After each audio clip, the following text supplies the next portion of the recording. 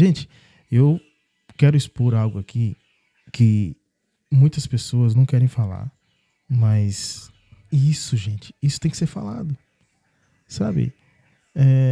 Não faz sentido você dizer que é cristão e você continuar cooperando com isso. Ah, mas quem pega e faz é o que vai pagar o preço. Não, não é. Você está sendo. Você está participando dessa nojeira. Você tá participando disso. E uma das questões muito fortes que a gente vê hoje é sobre dízimo. Gente, o dízimo ele teve origem lá. Quando a gente lê em Gênesis, o livro de Gênesis, Abraão ele entrega a 10ª parte a um rei sacerdote chamado Melquisedeque. Ele determina depois de um período ali de luta e onde ele enfrenta uma guerra e ele tem vitória sobre essa guerra. E ele pega tudo, porque quando eles iam para a guerra e eles ganhavam, eles pegavam tudo, ouro, prata, tudo que tinha ali eles pegavam. Então ele encontrou esse sacerdote chamado Melquisedeque e deu 10%. Ele fez voluntariamente. Depois a gente vê isso lá em Malaquias. Não.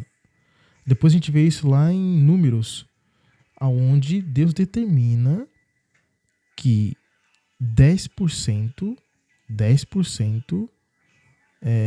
do que as pessoas produziam, plantavam, tinha que ser entregue para a tribo de Levi.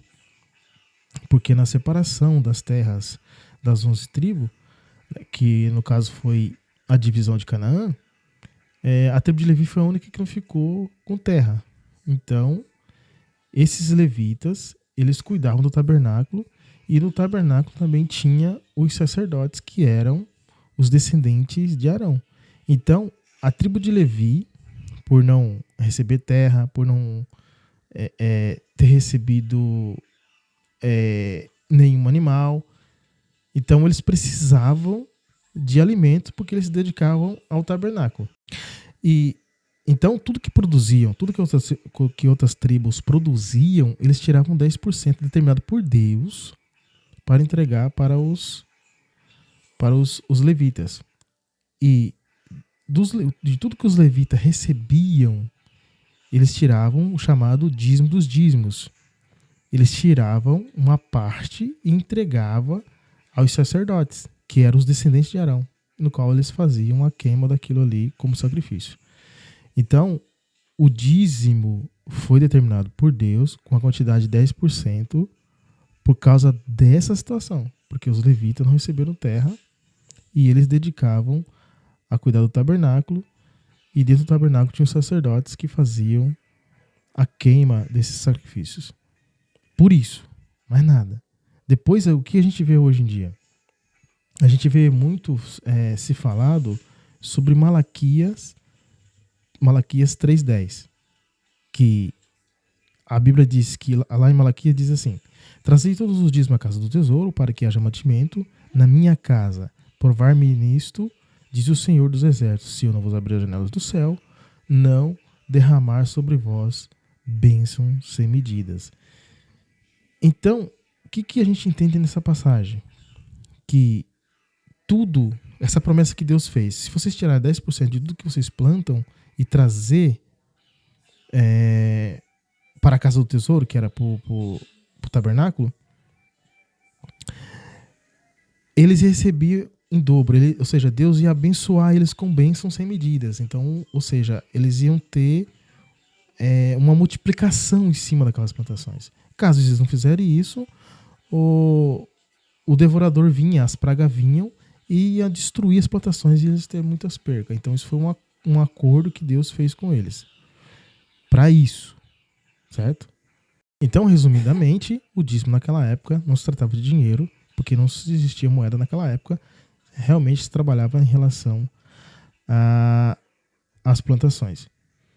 Agora, faz sentido estar usando isso? Porque se você não trazer oferta hoje, tem que ser 10%, e o devorador vai indo sobre a sua casa, e isso assusta as pessoas. E a gente vê muito oferta estipulada, né? Por exemplo, traz um voto de R$1.000, traz um voto de 50 mil, traz um voto de 10 mil. Gente, tudo isso é antibíblico, não existe isso aí. Você quer fazer? Você faz. Mas não faz sentido. Isso aí é antibíblico. Se tá sobrando, você quer fazer? Faz. É a mesma coisa da viúva que levou aonde a viúva dá uma oferta de tudo que ela tinha, diferentemente daqueles que deram ofertas numerosas, porque eles tinham muito. Aí Jesus pega e fala, ó, ela deu tudo que ela tinha, vocês deram o que sobrou. Ou seja, quer dar porque tá sobrando? Tudo bem. Você quer bancar um líder, você quer bancar um templo, se é isso que você quer fazer? Beleza. Só que isso não tem nada a ver em ameaçar as pessoas e estimular valores em cima disso. Porque no Novo Testamento, os apóstolos, principalmente o apóstolo Paulo, ele diz que a oferta é voluntária e não pode constranger ninguém. Ou seja, eu dou uma oferta sem que alguém saiba. E vou dar voluntariamente. E o que os apóstolos também falam sobre isso? Que na época que as pessoas doavam tudo e repartiam tudo, isso lá no início do ministério de Pedro, que foi quando começou o ministério dos apóstolos, entre eles conversaram, isso aqui está sufocando a gente. A gente está tendo essas discussões sobre oferta e sobre dízimo, essas coisas todas. Isso está confundindo o ministério. Então eles colocaram administradores para fazer isso. Então eles reuniram lá os administradores e eles administravam essas ofertas conforme cada um necessitava. E o que a gente entende hoje?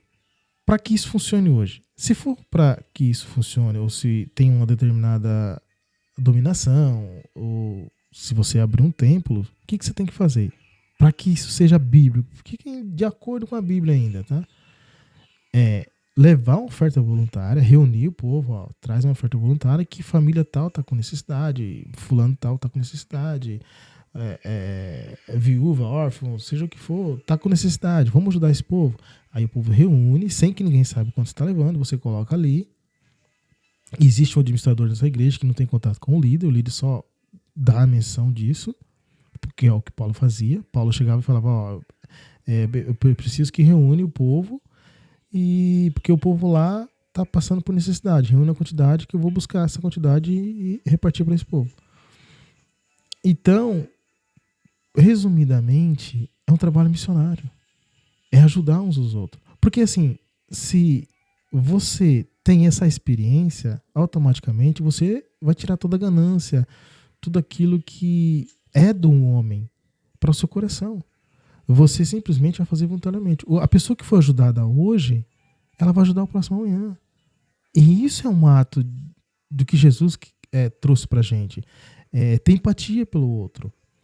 Então, ao invés de você acumular milhões e milhões de suas contas, enquanto o seu vizinho, enquanto a pessoa que mora na rua, enquanto a pessoa que está indo dentro, frequentando o mesmo templo que você, que está reunindo ali com você em oração, está passando por necessidade.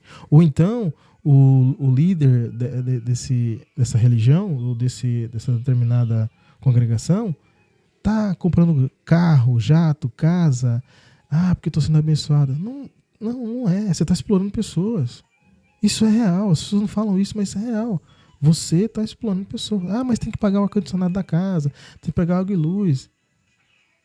Se a gente reunir e fazer conforme a Bíblia diz, não é assim.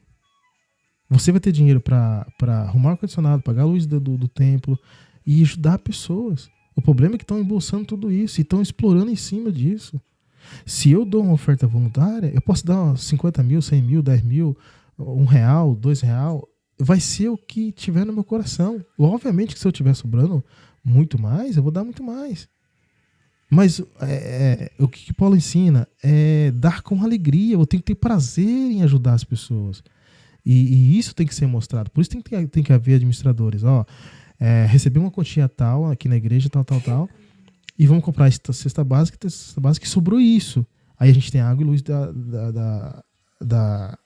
do tempo para pagar, tempo para manutenção. Vamos pagar isso. Acabou. É simples isso. Sempre foi o trabalho missionário. Jesus sempre trouxe isso. O trabalho tem que ser missionário, um ajudando o outro. Não acumular e dizer que o outro vai ser abençoado. A bênção virá através disso, porque é Deus que abençoa e não o homem.